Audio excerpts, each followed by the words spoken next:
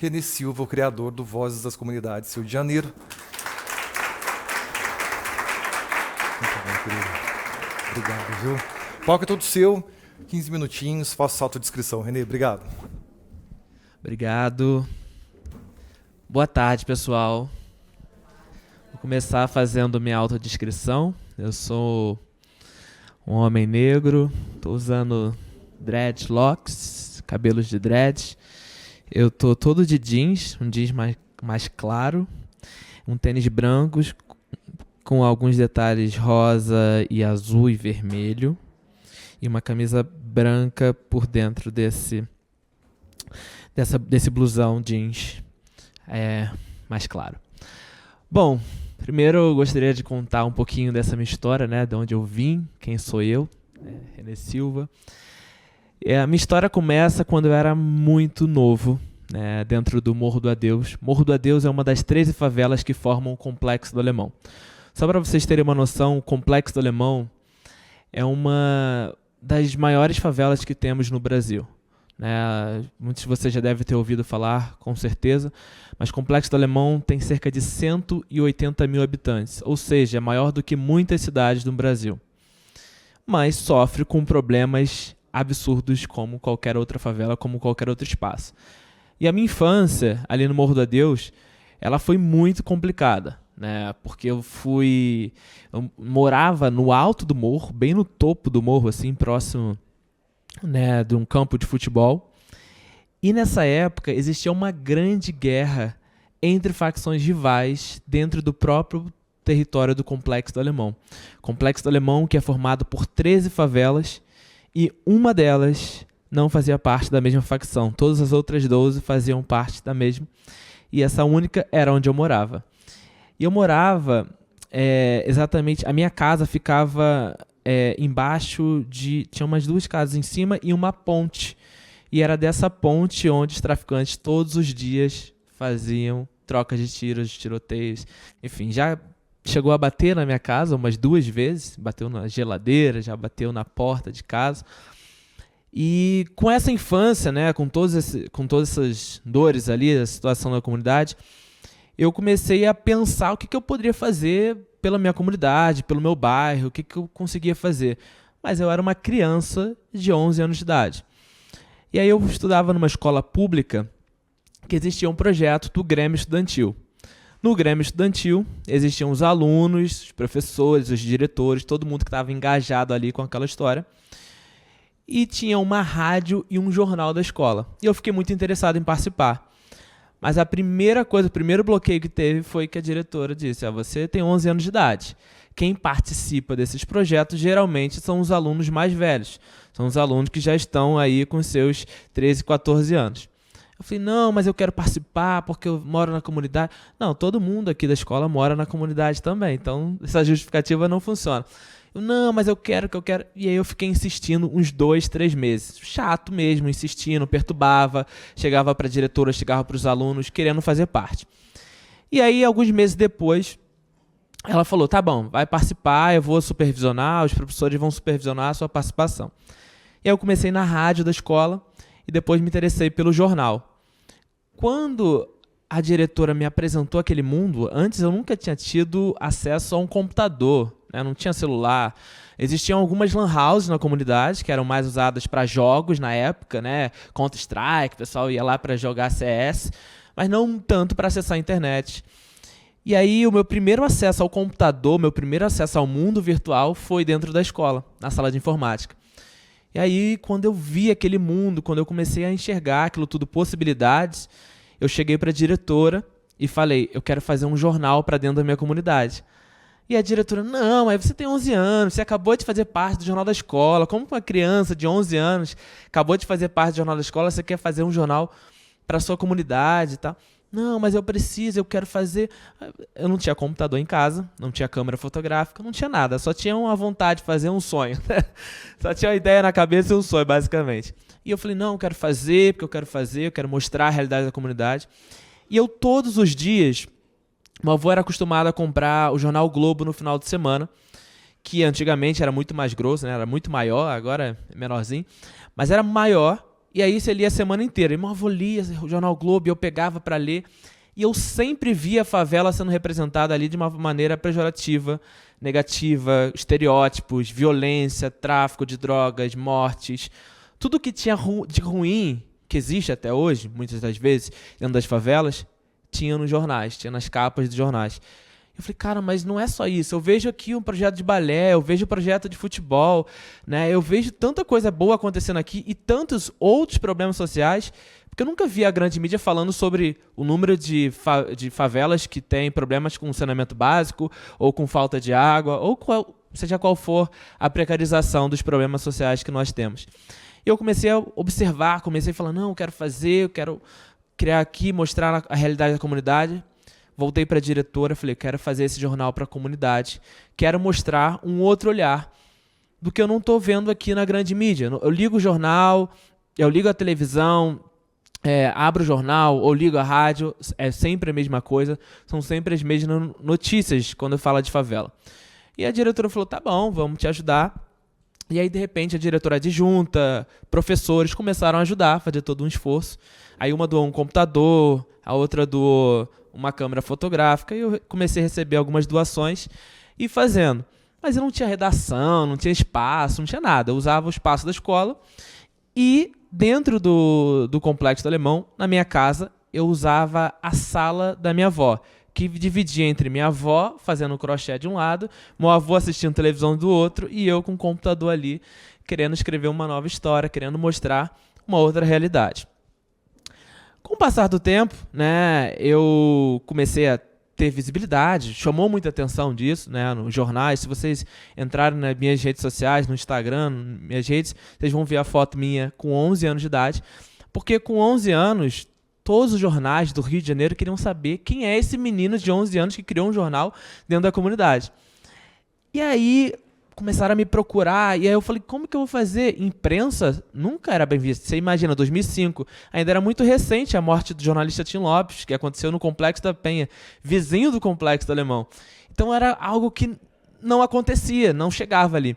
E aí a primeira jornalista que chegou na minha comunidade para fazer a matéria, me procurou, foi o jornal O Povo, que era um jornal que só saía sangue. Era um jornal de desgraça e mortes e violência. Não sei se algum de vocês aqui lembra como era o jornal O Povo, mas era só violência. E, não, quero fazer a matéria, quero contar essa história. A associação de moradores, o pessoal ficou meio assim, né, preocupado se realmente era sobre isso ou se eles queriam fazer alguma denúncia de tráfico, qualquer outra coisa. E aí, mas fizeram a matéria comigo, contaram a minha primeira história. E aí, daí em diante, eu comecei a ser chamado em vários veículos, em vários lugares, e aqueles problemas sociais, né, iniciais ali da comunidade, eles começaram a ser resolvidos muito mais rápidos. Né? Quando eu comecei a mostrar, por exemplo, um problema de esgoto a céu aberto na minha rua, o que demorava 2, 3 meses para ser resolvido, começou a ser resolvido em uma semana, porque o presidente da Associação de Moradores, as lideranças locais, não chegavam na prefeitura ou na subprefeitura só com a palavra. Eles chegavam com um jornal físico feito por um morador dali, com fotos, com relatos de moradores. Então, com isso, fez com que as autoridades começassem a responder muito mais rápido. Então, todo mundo queria, quem é esse menino? Aí, eu com 12 anos de idade, estava indo na prefeitura falar com o prefeito. Eu, com 13 anos de idade, estava indo falar com o governador. Então, isso tudo começou a chamar a atenção de vários veículos, de várias pessoas e autoridades, e eu comecei a ficar, aquela criança de 11 anos, virar adulto muito rápido. Né? Passei por um processo de virar adulto muito rápido. Eu lembro que, com mais ou menos, ainda com 11 anos de idade, com uns 6 meses de jornal circulando, 2 escolas particulares da comunidade me procuraram para dar bolsa de estudo. E aí eu fiz numa dessas escolas, foi onde eu terminei os estudos, fiz nessa escola particular, depois eu fui para uma outra no ensino médio, mas a conclusão é que todos os lugares que eu ia estudar, as pessoas falavam, cria um jornal para a escola, cria um jornal para a escola. E eu criava, em cada uma dessas escolas, eu criava um jornal. E com isso, né, eu fui crescendo, fui virando adolescente, o jornal foi crescendo também junto comigo. E eu comecei a ter uma necessidade maior, para além daquele jornalzinho, porque era uma folha A4, uma folha de ofício dobrada. Eram 4 páginas, depois aumentei para 8, depois aumentei para 12, 16, foi aumentando de 4 em 4 páginas. Eu chegava nos comerciantes locais e falava, quer anunciar no meu jornal? Quer anunciar no meu jornal?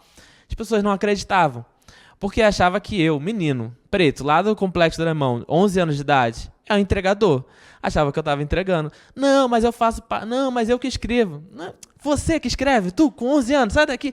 E aí nunca ninguém aceitava. E aí eu tive que pensar algumas estratégias para conseguir garantir esses anunciantes. Aí eu conquistei eles falando, então você não me paga daqui a um mês, quando o jornal sair. E aí eu pegava os cartões de visita, pegava as coisas, informações, anunciava, falava qual era o preço do anúncio do jornal, eles anunciavam, e um mês depois eles me pagavam. Aí, não, realmente saiu o anúncio do jornal.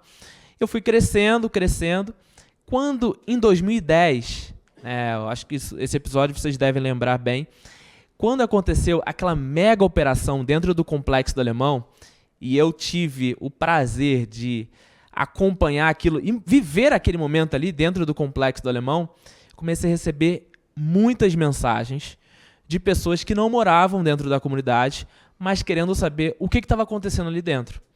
E eu, através do Twitter, comecei a responder essas pessoas. Respondi 1, 2, 3, 4, sendo que eu tinha uns 200 seguidores mais ou menos. E mais ou menos, 30, 40 minutos respondendo essas pessoas, eu percebi que o número de mensagens começou a aumentar muito rápido. Eu falei, cara, eu só tenho 200 seguidores, como que tenho 300 novas mensagens, novas notificações? E aí eu percebi que dentro de 40 minutos a 1 hora, cerca de 10 mil pessoas começaram a me seguir no Twitter. Eu falei, cara, 1 hora, 10 mil pessoas de vários lugares me seguindo. Eu fui perguntar o que estava acontecendo, tá? Todo mundo querendo saber o que estava acontecendo dentro do Complexo do Alemão, a partir de uma visão de quem mora ali dentro, de quem está ali dentro e sabe em loco, e não só dos grandes veículos de comunicação que estavam cobrindo e acompanhando com helicóptero, com repórter especial, com tudo isso. E eu comecei a responder, não conseguia mais responder ninguém, comecei a publicar e relatar. Em menos de 6 horas eu já tinha mais de 50 mil seguidores. Na época o Gugu era vivo. O Gugu ligou para minha casa, falei ao vivo no programa do Gugu, Faustão. Foi uma coisa assim bizarra. E aí milhares de seguidores começaram a aparecer. Dentre esses seguidores começaram a aparecer pessoas famosas, anônimas, diversas pessoas querendo saber mais sobre o que estava acontecendo dentro do Complexo Alemão. E eu comecei a usar aquela minha ferramenta ali para combater a desinformação. Que muita gente estava falando, mas nesse momento destruíram as casas assim. Não, na verdade isso aqui foram as obras do governo federal, do PAC, que está acontecendo aqui no Alemão. E aí jornalistas começaram, aí eu comecei a corrigir muitas dessas notícias fakes, que hoje em dia é fake news, mas naquela época combatendo as desinformações, é boato, é mentira, aquela coisa toda. E aí eu comecei a ter essa visibilidade para o Brasil e para o mundo. As pessoas começaram a conhecer a minha história mais e comecei a amplificar essa voz que vem das comunidades. Hoje o Voz das Comunidades é muito maior, não é aquele jornalzinho. Hoje nós estamos num jornalzão, um jornal num formato tabloide. A gente estava de tabloide, agora está standard, na verdade. Um formato do tamanho da Folha, do tamanho do Jornal o Globo. E a gente pensa cada vez mais em crescer e expandir para que mais pessoas de favelas possam ter voz e possam ter vez através da comunicação comunitária. Muito bom, Renê. Obrigado, sempre bom te ouvir. Para continuar o bate-papo aqui, vou chamar a nossa sócia, Luciana Medeiros, para fazer um bate-papo com o Renê e promover esse debate. Lu, obrigado pelo aceitar o convite. Bom, muito boa tarde. Nossa, que prazer poder mediar aqui o painel. Aqui, sua introdução aqui já faz a gente conectar aqui com o nosso dia, com tantas vozes que nós escutamos aqui, que nós falamos. E vamos agora encerrar com chave de ouro. Bom, meu nome é Luciana Medeiros, sou sócia aqui na PwC, eu lidero a indústria de varejo e consumo. Vou me autodescrever, eu sou uma mulher branca, de cabelos atualmente mechados, para tampar o branco, por escolha minha, também podia não deixar, mas eu escolhi tampar. Estou com uma blusa vermelha, que por sinal era da minha avó, e que eu uso com muito carinho. e uma calça bege com sapato dourado. Bom, para a gente começar, né, eu queria falar um pouco com você sobre o tema de empreendedorismo. A gente sabe que as comunidades, né, nós temos aí uma força muito grande do empreendedorismo, muitas vezes, né, por necessidade e por vontade também das pessoas. Nós temos um dado do Data Favela que mostra que no Rio de Janeiro quase 40% dos moradores possuem negócio próprio, e para 23% a principal fonte de renda, sendo que 58% a abertura do negócio deu por necessidade. E também tem um tema de que muito do que é produzido na comunidade, ele também é consumido por lá. Então, queria começar falando sobre como é que você vê essa aplicação desses instrumentos para potencializar o empreendedorismo nas comunidades.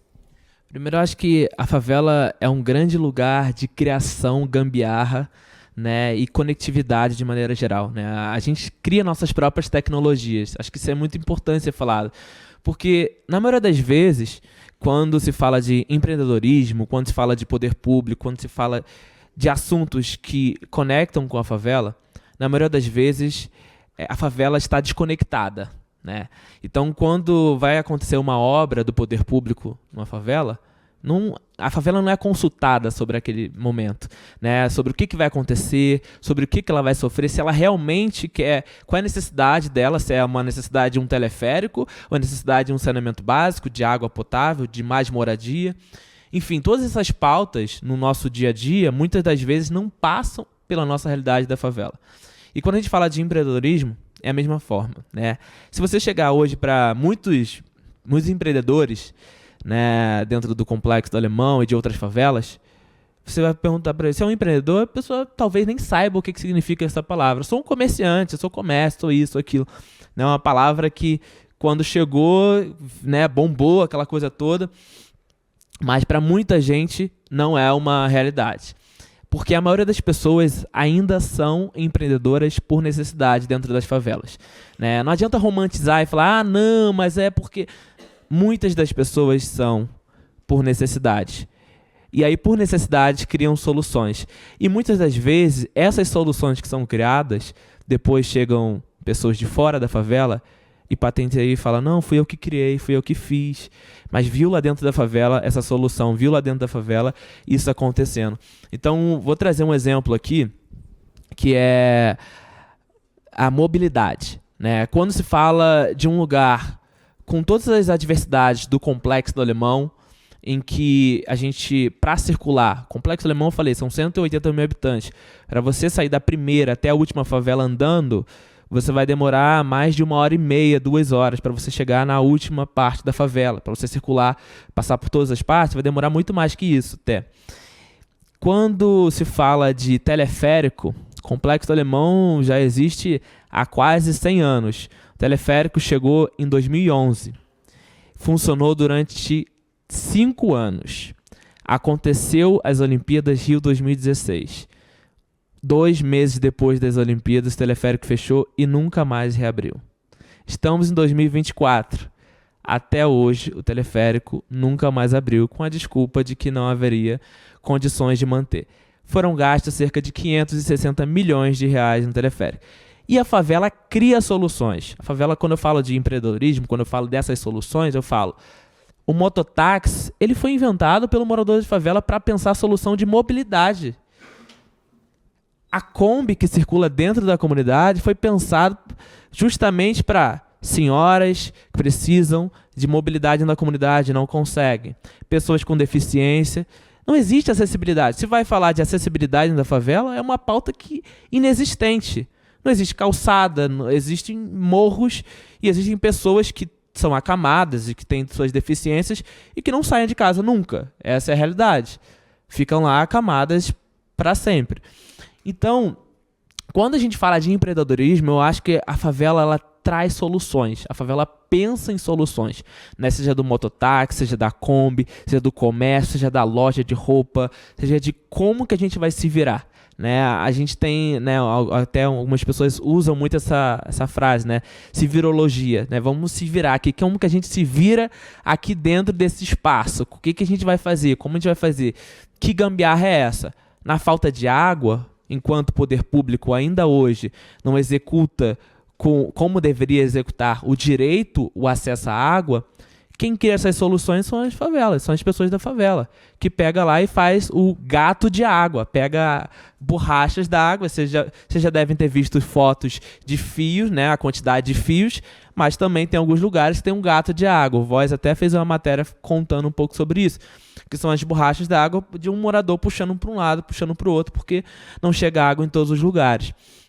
Então é um desafio muito grande quando a gente fala de empreendedorismo, mas ao mesmo tempo eu vejo a favela como parte dessa solução e dessa construção também.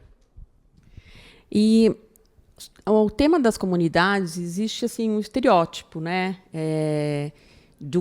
Da comunidade, daquilo que é feito ali na comunidade. Então, tem um lado muito negativo hoje. E fazendo uma reflexão, né, depois de 20 anos aí do Voz das Comunidades, você ter sido eleito aí pela revista Time como uma das pessoas mais influentes, como é que você vê tudo isso, né? Quais são os principais desafios hoje que você enxerga para o futuro? Olha, são muitos desafios, né? O Voz, ano que vem, completa 20 anos de existência e ainda hoje a gente pauta muitas das coisas que a gente pautava há 20 anos atrás.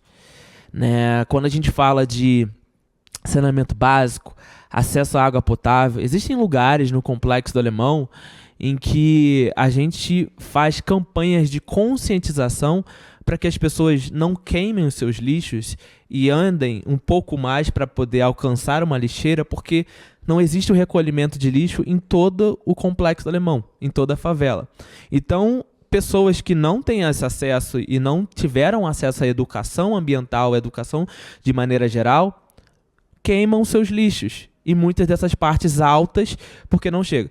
Eu lembro que até teve uma época que um secretário da prefeitura criou uma solução para alguns desses lugares, que foi a Conlurb, né, que faz o recolhimento de lixo, fazendo com moto. E aí conseguia, através dessas motos, passar por esses becos e recolher esses lixos. Mas, infelizmente, não virou uma política pública. Se tivesse virado uma política pública, hoje, boa parte desses lugares... Mas também, né, quem se importa com essa pessoa que mora lá no alto do morro e queima o lixo, e quem vai ser prejudicada na saúde vai ser ela mesma, que vai ter problemas de respiração e etc e tal. Então, é um desafio muito grande quando a gente fala dessa realidade. E quando a gente fala de estereótipos de favela, né, em vários lugares eu pergunto, gente, qual é a porcentagem que vocês acham de pessoas que moram dentro do Complexo do Alemão, de alguma favela, que tem algum envolvimento com tráfico? A pessoa fala, não sei. É 10%? Eu falo, não, impossível. Complexo do Alemão, sei lá, com 200 mil habitantes, não tem 40 mil traficantes, impossível. Não, então pelo menos deve ser aí uns 5%. Não chega a 20 mil pessoas. Não, então é 1%. Ainda assim é muita coisa. Né? E aí a gente está falando de uma realidade que as pessoas de fato não sabem. Né? A gente viu agora recentemente essas cenas lamentáveis no Complexo de Israel, a gente acabou de ver no Rio de Janeiro aquela situação toda acontecendo. E isso tudo acontece por ausência total do poder público por anos. Não é uma ausência do poder público durante 1 mês, 2 meses, 3 meses.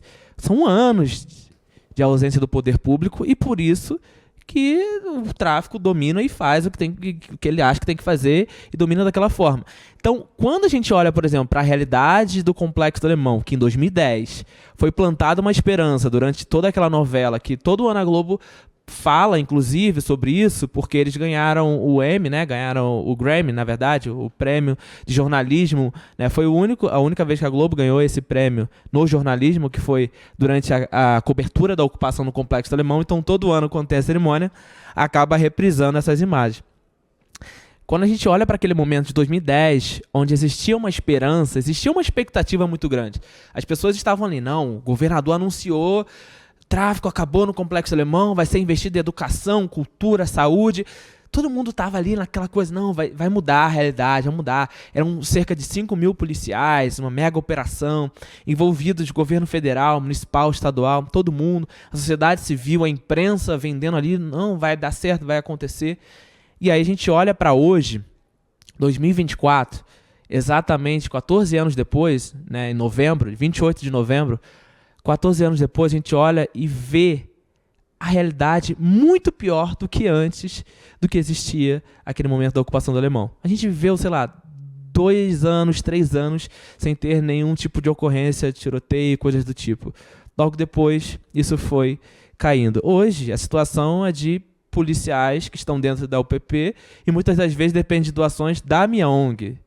Eu faço, às vezes, doações, porque a gente acaba se aproximando, muitos deles, inclusive. Né, os policiais das UPPs, tem policial que está no Complexo do Alemão há 14 anos, desde o início da UPP. E a situação, assim, eles são muito mais próximos da comunidade do que do próprio governo do Estado. Eles se sentem abandonados pelo governo do Estado, por não ter o dormitório, por não ter nenhum tipo de estrutura, nenhum tipo de assistência. Né, eu me lembro de uma ação que eu fiz da Páscoa, no início desse ano, na época da Páscoa, eu distribuí chocolate para mais de 50 favelas do Rio de Janeiro, e uma dessas favelas que a gente, dos projetos que a gente distribuiu foi para a UPP Social, que são os projetos sociais das UPPs nas favelas do Rio. A gente repassou. E era tão inacreditável a gente tendo que doar chocolate para a polícia distribuir nos seus projetos sociais, que quando o social media do governo postou, eles postaram que eles tinham doado para a gente. E aí depois eles apagaram, obviamente, e reescreveram, porque eles não tinham entendido a informação, que a gente que tinha repassado para o governo, a gente que tinha repassado para esses policiais para fazer essa ação. Então, é de uma complexidade tão grande, né? Quando a gente fala de desafios, né, quando a gente fala de futuro, quando a gente fala de o que esperar, né, como a gente escolhe esperançar no meio disso tudo, né, é um desafio muito grande. Esperançar, olhar para o futuro e falar, cara, vai dar certo, não, vai funcionar. Mas nós, que somos pretos, moradores de favela, que já vivemos abaixo de toda a pobreza, de toda essa miséria, de toda essa situação, se a gente não tiver esperança, a gente não tem nada. Né? Eu me lembro quando chegou a pandemia, muita gente falou assim, é favela, vai sofrer. Gente, as pessoas mais pobres foram as que menos sofreram com a pandemia. Porque elas já sofriam antes da pandemia. Então, se você não tem o que comer, quando chega a pandemia e você não tem o que comer, não muda muito essa realidade. Tá? Então, os desafios nossos são infinitamente maiores. Você sabe que nós fizemos um estudo, né, chamado Mercado da Maioria, que foi focado na população da classe C, D e E, que representa hoje no Brasil 76% da população. E um primeiro ponto que nós vimos, e a gente sempre fala nas apresentações, é que essa população não teve home office. Não existiu home office, né, na pandemia. Simplesmente já tinha o fato de ter que sair, ainda mais linkado ao tema do empreendedorismo, fosse o que a pessoa fizesse, normalmente era fora de casa. Então, é um tema que puxa muito, né, nessa visão das classes C, D e E como um todo. E um ponto que eu queria trazer da pesquisa é que, apesar das suas limitações financeiras, né, 64% aceitam pagar um pouco mais por marcas e produtos que apoiam a diversidade. E 50% já deixaram de comprar um produto ou contratar serviços de uma marca que teve atitudes consideradas preconceituosas. E isso foi um mito que a gente derrubou na pesquisa, porque se falava muito, não, é só preço, para a classe C, D e E é só preço. E, na verdade, nós ouvimos os relatos, tanto das pessoas entrevistadas, como dos presidentes das empresas que participaram, de que as pessoas, não é que elas vão diminuir aquele produto, ela vai deixar de consumir aquele produto por temas ligados quando a gente fala ambiental, social e assim por diante. Então, eu queria perguntar para você como é que você vê esse processo, né, nas comunidades de essa compreensão maior de escolha, de você ter a decisão de compra e o impacto disso na sociedade, por exemplo, com os temas ligados a ambiental, à diversidade e assim por diante. Excelente. Acho que existem muitos mitos nessa história de que né, a gente fala da pobreza de maneira geral das favelas, mas quando a gente olha para a potência como um todo das favelas e vê o quantos bilhões são movimentados dentro da favela, quando eu falo de mototáxi, quando eu falo de Kombi, quando eu falo de soluções criadas, inovadas pelos próprios moradores, pelos próprios empreendedores locais, que a gente acaba passando por vários desses mitos que falam, mas ele não só quer saber do preço. Se tem preço... Não, a maioria das pessoas de favela hoje, né, seja do Complexo do Alemão ou de qualquer outra favela, as pessoas estão sim se importando com quem se importa com elas. Né? As pessoas se importam com isso, se importam quando a gente vê, por exemplo, representatividade na cor. A gente pode dizer que, sei lá, na última década a gente teve uma mudança, mas se a gente pega 2 décadas atrás, a gente ainda tinha um grave problema de não ter nenhuma representatividade de pessoas pretas em publicidade. Né? O mercado publicitário brasileiro demorou muito, né? E aí algumas marcas começaram, né, assim, com medo ainda, será que vai dar certo, será que vai funcionar? E aí quando começaram a perceber, todo mundo achou lindo, todo mundo achou bonito, e aí muitos começaram a usar até para se aproveitar, mesmo não tendo produtos que conversassem com pessoas pretas, mas querendo fazer com que se aproximasse. E isso aconteceu, inclusive, com vários dos produtos, de maneira geral, em que as pessoas... Muitas das vezes, quando você olha, por exemplo, a propaganda que são feitos os testes são feitos em animais, os testes onde são feitos esses materiais, onde é a fábrica disso tudo, né? Porque a gente já viu várias empresas, por exemplo, ligadas a situações de escravidão. Então, com essas reportagens, com tudo isso, muitas das pessoas pararam de consumir. Né? Até hoje, tem muitas pessoas da favela que rejeitam entrar em certos supermercados por conta dos episódios de racismo, por conta dos episódios de preconceito, por conta de tudo que a gente viu e repercutiu em vários espaços. Então, sim, influencia muito onde essa pessoa moradora de favela vai comprar, onde essa pessoa preta vai comprar, o que ela vai consumir. Isso define muito, né? Onde essa marca está investindo, o que essa marca está fazendo também. E, linkando com isso, a conexão com a narrativa, né? A gente teve, há um tempo atrás, a novela Vai na Fé, né, que teve um elenco que era formado aí, majoritariamente, por pessoas negras. E fez um sucesso assim, absurdo. Inclusive, teve várias matérias falando sobre isso, sobre como teve procura por anúncios publicitários exatamente pelo sucesso, bateu recorde, 60 ações de merchandising, porque a novela bateu recorde comercial aí com 15 diferentes marcas. Tal. Então, quer dizer, as pessoas se sentiram representadas e foi muito positivo. Eu queria ver com a sua ótica de quem trabalha aí desde muito jovem com esse Brasil que acontece, né, na vida como ela é. Quais suas percepções acerca desse fenômeno, né? De que você comentou sobre as campanhas publicitárias, aqui a novela que fez muito sucesso. A gente teve também no mercado da maioria um componente de que as pessoas também se identificam com as lojas, com as pessoas que estão atendendo. Se ela não se identifica com a loja, com as pessoas que estão lá, ela simplesmente vai embora. Então, como é que você vê todo esse movimento e benefícios? O que pode isso olhar para frente no Brasil? Acho que o exemplo da novela Vai na Fé é muito interessante porque narra um comportamento da sociedade como um todo. Né? Quando se tem uma crente, uma evangélica lá, que vai para a igreja, mas vai para o baile funk, ao mesmo tempo ela se diverte, ela está com a família, está no churrasco, que é a realidade das pessoas. Não adianta você falar, não, mas não... É a realidade das pessoas.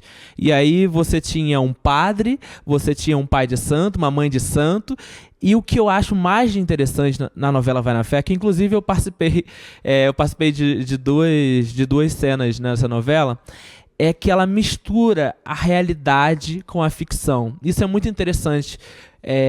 para dramaturgia, para o que a gente quer narrar, que a gente quer mostrar. Porque as pessoas estão cansadas de ver o romance isso, o romance aquilo, perfeição. As pessoas querem ver a realidade, né? E o comportamento dessa realidade, né? Como é que a gente vê, como é que a gente vive. E a novela Vai na Fé, a novela Salve Jorge, as novelas que a Glória Pérez... Eu sou próximo da Glória Pérez. Então, as novelas que a Glória Pérez traz, né? Inclusive, uma das novelas, essa história é muito interessante, porque quando ela começou a me seguir naquela época da ocupação do Alemão, em 2010, ela me mandou mensagem falando: Renê, eu quero ir no Complexo do Alemão, nunca fui numa favela, quero ver como é que é, não sei o que, não. Eu falei, tá bom, vambora. Na época, já tinha acontecido aquela ocupação, ainda não tinha entrado ao PP, tava a Força de Pacificação do Exército, então tava os jipes do Exército, tudo. Aí fui eu e Glória Pérez lá, subimos, ela foi com o diretor da novela, foi com autores ali, com pesquisadores, e aí ela subiu. Até então eu não sabia de nada, eu só sabia que ela era autora de novela, eu tinha 17 anos de idade. Ela subiu comigo lá na comunidade, fomos lá, mostrei ela e tal. Me mostra pessoas importantes, pessoas interessantes da comunidade. Mostrei ela, apresentei, ficou toda emocionada. E aí, quando ela foi pra casa, ela postou no Twitter uma foto nossa e falou: próxima novela das 9 vai se passar no Complexo do Alemão. E com uma foto minha. E aí, imprensa, todo mundo me ligando. Você vai participar da novela? Você é autor? Você é o quê? Você vai atuar? Falei, não, gente, nem tô sabendo de nada. Eu só levei a Glória Pérez no Alemão. Não, mas você vai participar porque ela postou que você vai estar junto, não sei o quê. Aí eu liguei pra Glória, falei que não, você vai saber daqui a pouco. Aí tudo bem. E aí a Glória Pérez escreveu uma novela passando a realidade do Complexo do Alemão. Mas ela falou: Renê, eu quero contar a verdade, eu quero contar a realidade de como é que acontece dentro da favela. Eu não quero estereótipo. Já teve um monte de gente, mas ninguém nunca contou a verdade verdadeira. Ninguém nunca levantou críticas. E as minhas novelas, eu costumo levantar críticas da realidade dos bairros, da realidade dos lugares, para pensar em soluções. E eu falei, tá bom, então vamos lá. Ela falou, e você como jornalista, como jornal da comunidade, quero te botar ali na novela. Resumindo, eu participei do primeiro até o último capítulo da novela, todos os dias. Tem muita gente que me para no mercado para falar, porque as pessoas veem no Globoplay. É a novela número 1 do Globoplay, Salve Jorge, a novela que as pessoas mais assistem. E eu acho que tem isso, das pessoas se identificarem. As pessoas se identificavam na novela. Então, quando eu participo e o personagem é o meu próprio nome, é o Renê, é o menino do jornal, as pessoas começaram a me ver na comunidade. E aí se confundindo, né? É o ator da novela? Ou é o jornalista? Ou é isso, ou é aquilo, né? As pessoas acabam se confundindo. Mas eu comecei a levantar muitas questões sociais que aconteciam dentro da comunidade. Então, por exemplo, o táxi. Eu lembro que teve um dia que a Glória Pérez colocou uma cena, que ela foi escrevendo. Teve uma cena que ela escreveu que o táxi subia na comunidade. Aí eu falei, o táxi não sobe na comunidade. Ela, então me ajuda, vamos lá. Aí eu fui lá, eu era contratado da Globo, estava como consultor dela, e aí ela foi, pegou e colocou que o táxi não subia na comunidade, e não só colocou, como levantou uma crítica. Aí a protagonista, que era a Nanda Costa, ela falou, não, porque os táxis não sobem aqui no morro, eu moro aqui há tantos anos. Então ela começou a levantar várias pautas que não eram levadas, né, para dentro de uma novela, começou a levar a realidade. Começou eles foram em baile funk, em várias coisas, contratavam pessoas da comunidade para participar, né, dessas cenas, e não era uma coisa estereotipada, era uma coisa realista, mais próxima da realidade possível. Eu lembro que até fizeram uma cidade cenográfica dentro da Globo, e o diretor Marco Chetman falou assim, não dá para ver o teleférico, eu não quero esse croma, muito feio esse croma, vamos fazer no Alemão. Então eram 3 vezes por semana a gravação no Complexo Alemão. E imagina a complexidade, Roberta Rodrigues, Bruna Marquezine com 17 anos de idade, menor de idade ainda na época também, Jonathan Azevedo, uma galera gravando todos os dias no Complexo Alemão.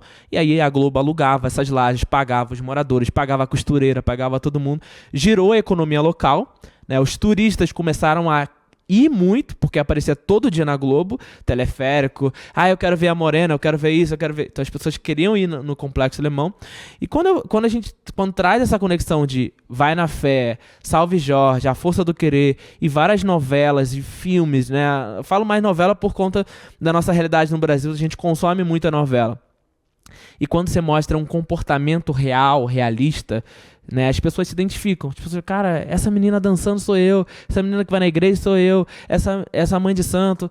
Então as pessoas se identificam. Então acho que o principal disso tudo é a representatividade. Que para muitas pessoas ficavam falando, é mimimi, é isso, aquilo, blá blá blá. Mas a representatividade é o que faz as pessoas consumirem.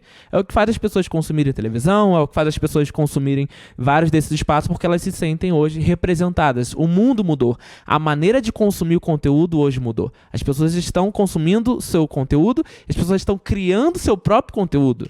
A internet e as redes sociais nos possibilitaram hoje de todo mundo ser um canal de televisão, todo mundo ser um canal, todo mundo ser um porta-voz da sua própria comunidade, do seu próprio espaço. Então isso é democratizar cada vez mais esse acesso também. É impressionante, né? O número de views que a gente vê hoje, né, em certas plataformas com esses conteúdos, a pessoa pode realmente ali, né, fazer ali o que ela quiser naquele momento, seja dancinha, seja alguma coisa de um produto, e muda, né, pode mudar a realidade dela. E a gente tem um privilégio aqui na PwC de ter um time aí dedicado à inclusão e diversidade, e eles me trouxeram, né, um tema da monocultura do sonho. Que é da Gabriela Alves, né, que ela é cofundadora do Perifa Sustentável. E quando a gente estava conversando sobre o evento, né, a gente falou muito sobre esse tema, mas como o questionamento de que a pessoa que nasceu na comunidade, então ela só tem, né, aquele direcionador, aquela visão.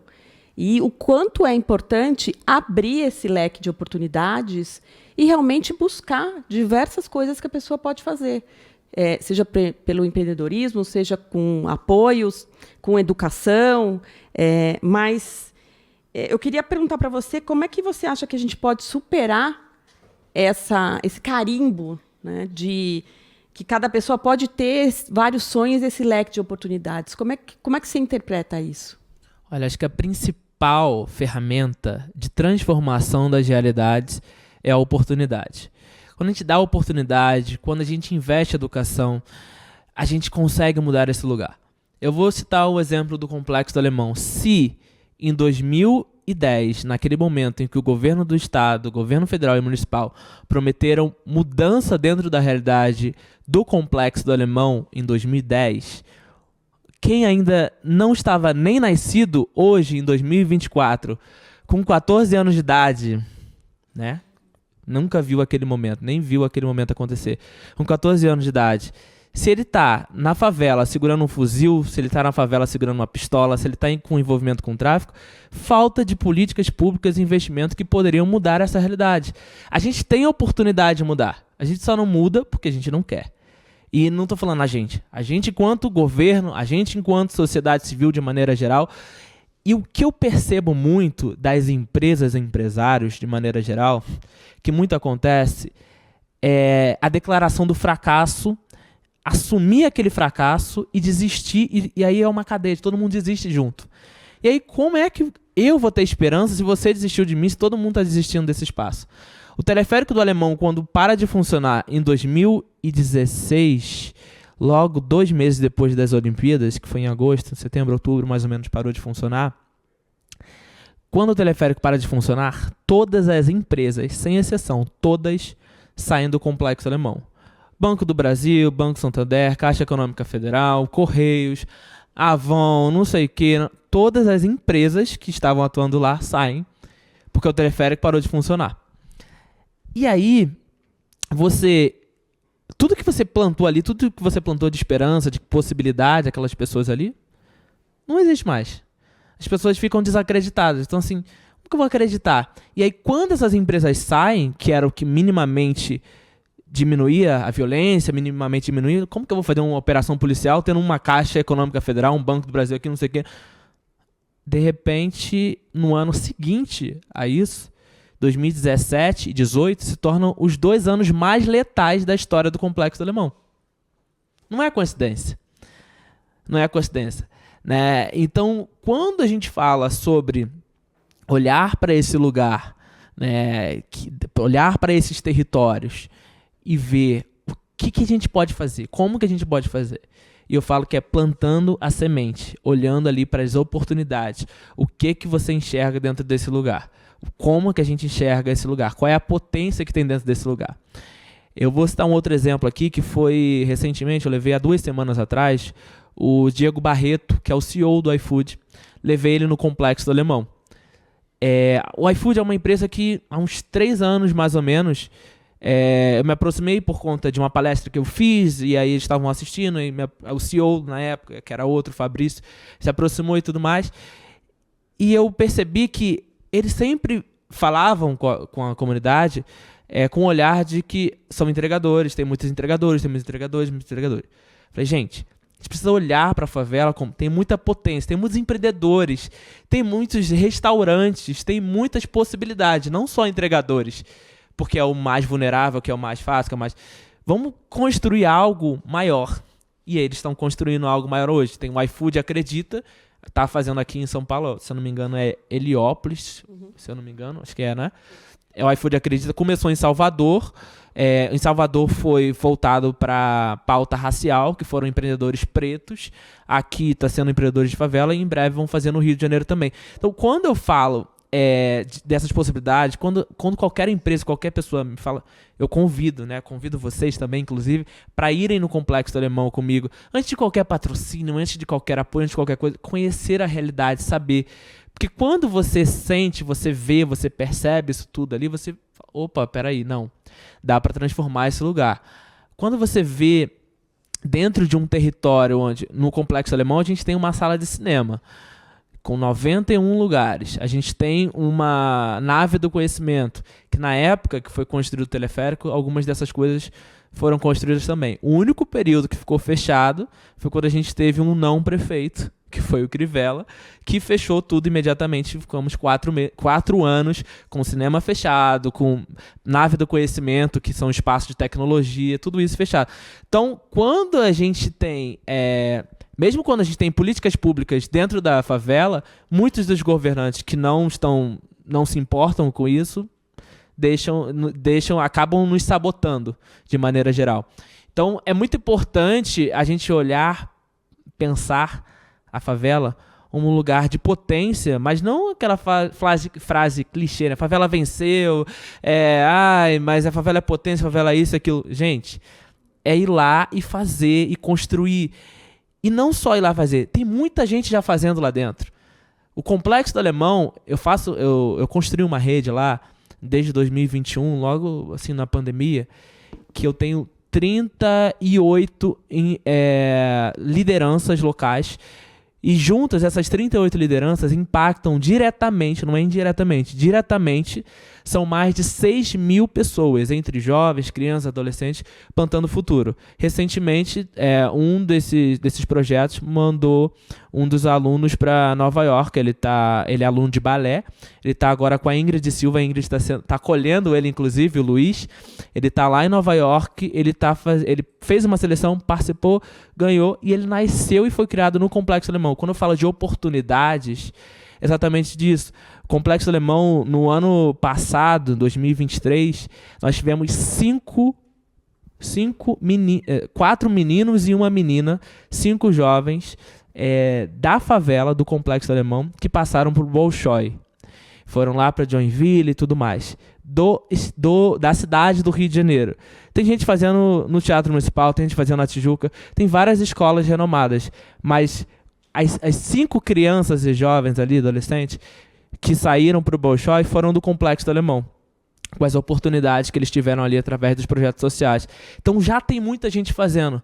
Eu acho que o exercício que a gente pode fazer hoje aqui é procurar saber quem está fazendo, como que eu posso ser útil, o que eu posso contribuir.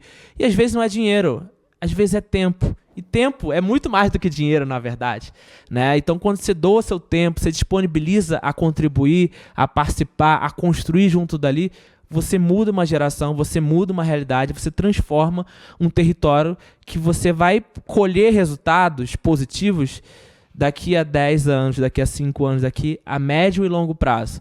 E não como o governo fez depois de 14 anos, a gente não colher nenhum resultado positivo daquele momento, daquele circo que aconteceu em 2010. Você falando desse tema, como por exemplo aí do balé, Eu lembrei de uma frase da Denise Aguiar, da Fundação Bradesco, que ela fala que toda criança pode aprender. A reflexão é essa, toda criança pode aprender. Lógico, eu falava reflexão de criança, porque pela fundação, pelas escolas, mas toda pessoa pode aprender. E esse ponto de que, imagina, as pessoas saíram, concorreram contra as pessoas que também estavam estudando muito e conseguiram seguir, por exemplo, no balé, pode ser na música, pode ser na matemática, pode ser na geografia, pode ser no assunto que for. Mas, tendo a possibilidade, a pessoa vai em frente. E me diz uma coisa, estamos indo aqui para os momentos finais, né? Poderíamos conversar por muito tempo. Quando você passou por, né, desde os 11 anos, na Voz das Comunidades, ouvindo muita gente, tem alguma história que você ainda tem guardada aí, que você quer contar para o futuro? Algum spoiler que você pode dar para nós? Olha, acho que tem muita história ainda para eu contar. Eu estou, inclusive, escrevendo um livro, né, que no ano que vem o Voz faz 20 anos, aí eu estou escrevendo esse livro para contar essa história, para contar esses 20 anos de Voz de Comunidade, os bastidores, né, dessa construção. E tem muita história que eu nunca contei. Então, por exemplo, tem história sobre a minha infância no Morro do Adeus ali. Muita gente conhece a minha história de 11 anos para cima, né? E não conhece para trás, né? Não sabe qual era a minha realidade, onde eu morei, qual era, né, o que acontecia. Então essas histórias eu estou construindo, inclusive, nesse livro para poder contar. E eu acho que é importante falar sobre as pessoas que nos fizeram chegar nos lugares onde a gente chegou, né? Eu, desde 2010, tenho um padrinho, ele não gosta muito que fique falando o nome dele, porque fala, não, você não vai ficar achando que eu tô querendo aparecer. Mas, assim, inimaginável, assim, uma pessoa conhecida, famosa, mas que todo mundo vai falar, não vai acreditar. Mas Fábio Porchat é o meu maior doador. Fábio Porchat é a pessoa que mais doa pro Voz. E ele doa, tipo assim, absurdamente. Ele doa sempre, toda e qualquer ação. Se eu fizer alguma coisa, postar alguma coisa... E ele falou, por que eu não doei? Cadê? Eu não doei, me dá aí. Quero doar, quero participar. Então, e ele já foi na favela, já foi no Alemão várias vezes. Ele foi padrinho desse projeto de balé que eu falei. Ele mudou eles de lugar, porque eles estavam num lugar onde acontecia muito tiroteio, eles mudaram de lugar, o Fábio pagou. Não, eu quero pagar, vamos para outro lugar, vamos para outro espaço, quero pagar professores, pagar tudo. Então, tem muitos padrinhos. O Thiago Abravanel, que estava aqui também é um dos doadores, ele também contribui, faz doações. A gente se conheceu pessoalmente na época da novela Salve Jorge, participamos juntos ali com a Glória Pérez. Não, acho que quando a gente fala dessas histórias ainda que não foram contadas, né, a minha história tem muita coisa ainda que eu não contei. A minha infância ali no Morro do Adeus, eu morava numa casa de estuque, para vocês terem noção. Eu morava numa casinha de estuque, no alto do Morro do Adeus. Era uma casa que, assim, eu não tinha cama. Realmente, eu era muito, muito pobre, assim. Eu morava no topo do morro e eu não tinha condições de ter cama. Então, a gente fez com tijolo, botava os tijolos e botava um colchão em cima. E aí era minha cama ali, junto com a minha mãe. Aí dormia todo mundo, eu, minha mãe, meu irmão, na mesma cama. E dentro desses momentos que aconteceram, tiroteios, que eu falei da ponte ali onde eu nasci e fui criado, né, bateram algumas vezes na minha casa. Graças a Deus nunca pegou em ninguém da minha família, nunca pegou em ninguém ali.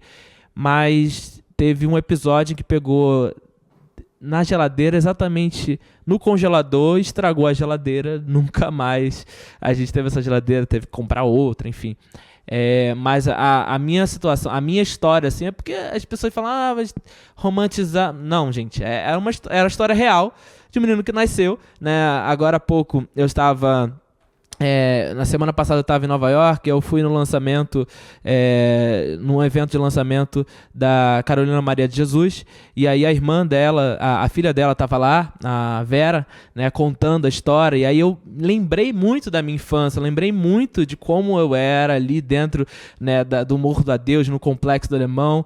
Então me passou muito essa memória de como tantas Carolinas, tantos Renês, tantos outros jovens que passam, mas que, se houver uma oportunidade, seja ela dentro da escola, seja ela dentro da comunidade, dentro desses espaços, a gente consegue mudar essa realidade. Hoje, por exemplo, eu volto o tempo inteiro na minha escola, onde eu comecei com esse jornal. Eu volto lá, converso com a diretora, converso com professores, converso com os alunos, eu faço palestra, eu faço oficinas, eu construo, eu participo ali junto com eles, porque eu acredito que é a maneira que eu consigo contribuir, a maneira que eu consigo retribuir tudo aquilo que me foi oferecido e uma possibilidade de sonhar. Quando você falou sobre sonhar, né? A gente que mora em favela, muita gente fala, meu pai é pedreiro, minha mãe é isso, minha mãe é aquilo. Ah, você é pedreiro também. Ah, você é isso. A gente vai seguindo aquelas mesmas tradições da família. Assim como nas famílias ricas, eu sou médico, meu pai é médico, vai ser médico e tudo mais.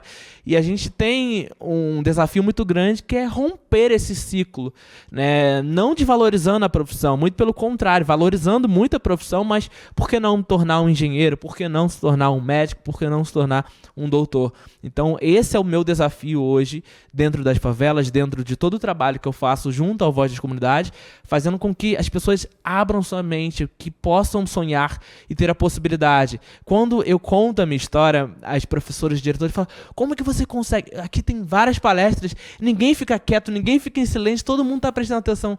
Porque eu começo instigando eles. Eu falo, eu sou nascido aqui, onde vocês moram, tal, nananã, e começo a mostrar minha foto em Paris, em Nova York, nas viagens. Falo, cara, como é que você viajou? Quero ir. Você já morou fora? Então, isso tudo faz com que a gente mostre um exemplo vivo, um exemplo próximo, de que é possível sonhar, é possível acreditar, e que a gente pode acreditar em outras pessoas também, que a gente pode mudar a nossa realidade e mostrar, né, que a favela é potência e que precisamos cada vez mais de oportunidades.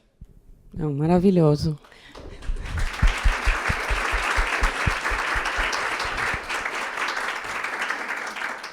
Eu queria pedir para você suas palavras finais. Antes, quero agradecer aí o time de diversidade, inclusão e diversidade, por ter me convidado para estar aqui hoje. Realmente, né, poder ouvir tudo isso, poder estar aqui é um grande prazer. E eu termino o dia de hoje com o coração cheio de esperança. Essa é a reflexão que eu faço para todos os setores, né, da vida, seja o corporativo, o pessoal, que tem uma jornada que a gente falou aqui no início, não é uma jornada longa, mas que a gente tem um caminho aí de muita esperança. Renê, por favor, suas palavras finais. Obrigado, maravilhosamente conduziu esse bate-papo. Acho que quando eu penso assim, futuro, eu penso voz das comunidades, eu sou uma pessoa muito ambiciosa, assim, eu sou muito ambicioso, chato, ambicioso, tudo que vocês possam imaginar, eu vou lá e quero fazer, eu vou fazer, né? Eu vou fazer aqui uma menção. No ano passado, a gente faz uma festa para as crianças todo ano dentro do Complexo do Alemão. E no ano passado, eu cheguei para minha equipe e falei, por que a gente não faz diferente, faz uma festa maior, vamos trazer uma sessão de cinema, trazer alguém famoso, fazer algo maior, tal. Tá, mas quem a gente pode trazer? Falei, cara, acho que a gente podia trazer a Xuxa. A Xuxa? Você vai trazer a Xuxa? Pelo amor de Deus, né? Como assim você vai trazer a Xuxa? Não sei, eu não tenho contato, mas eu conheço pessoas que têm contato, podem chegar nela em algum momento. E aí eu consegui o WhatsApp da Xuxa, começamos a conversar. E aí a Xuxa falou, tudo bem, eu vou aí, mas primeiro você tem que vir na minha casa. Eu falei, tá bom, faço esse esforço. Fui na casa da Xuxa, fez um brigadeiro vegano pra mim. Fez um brigadeiro vegano, começamos a conversar e ela falou, eu vou no Complexo Alemão, eu vou nessa festa das crianças, eu vou. E aí foi muito engraçado isso, porque eu falei, eu sou muito ambicioso, quero fazer as coisas, vou fazer. Eu cheguei pra minha equipe, falei, a gente vai trazer a Xuxa. Até o momento que ela apareceu lá, ninguém estava acreditando. Ninguém acreditou. Tem muita gente que falou, eu vim só pra ver se a Xuxa ia aparecer mesmo, não sei o que, tá. Muita gente não acreditou. Mas eu acho que é isso, a gente precisa sonhar, a gente precisa acreditar, esperançar. Eu acho que a gente tem muitos sonhos dentro da gente que acaba ficando guardado porque correria do dia a dia, o trabalho, isso, aquilo. A gente vê uma reportagem linda no final do Jornal Nacional e se emociona e fala, caraca, mas daqui a pouco a gente volta pro nosso celular e nada fez e nada aconteceu. A gente pode ir lá e seguir, a gente pode ir lá e mandar uma mensagem motivacional. Muitas das vezes, a mensagem que vocês mandam, a mensagem que a gente manda, que a gente recebe... Eu sou uma pessoa que qualquer coisa que eu vejo, eu mando mensagem. Eu mando mensagem, eu vou no Instagram, eu vou no Twitter, eu vou em todos os lugares. Eu ouço rádio, eu vejo jornal, televisão, e eu mando mensagem, porque as pessoas... elas precisam saber que elas estão sendo vistas. Elas precisam. Não basta a gente ver, absorver aquele conhecimento, a gente precisa falar, externar, né? Porque talvez vai ser muito tarde quando a gente não puder mais externar. Então a gente precisa falar, externar, ajudar como for possível, fazendo pontes, conectando com pessoas. Eu tenho amigos que eu chamo eles de meus amigos do network, que são amigos que só fazem pontes. Ah, eu preciso falar com alguém da PepsiCo, eu preciso falar com alguém... Tá bom, me passa o diretor, me passa... A gente precisa conectar, usar os nossos acessos sem medo. Porque às vezes a gente fala, mas eu vou passar o contato de fulano, mas eu vou perder o contato com o fulano, porque... Não tem isso, né? Você é você, cada um tem o seu talento, o seu brilho, né? Então acho que é importante a gente pensar assim e oportunizar, né? Dar essas oportunidades, olhar para a favela com esse olhar de potência, com esse lugar dessas pessoas que podem mudar a realidade, né? Que a gente consegue mudar, seja o rumo de uma eleição, como em 2022 com o CPX, ou até mesmo levando Xuxa na favela, ou qualquer outra coisa. É possível mudar, é possível transformar, e basicamente a gente precisa de cada vez mais oportunidade, investimento em educação.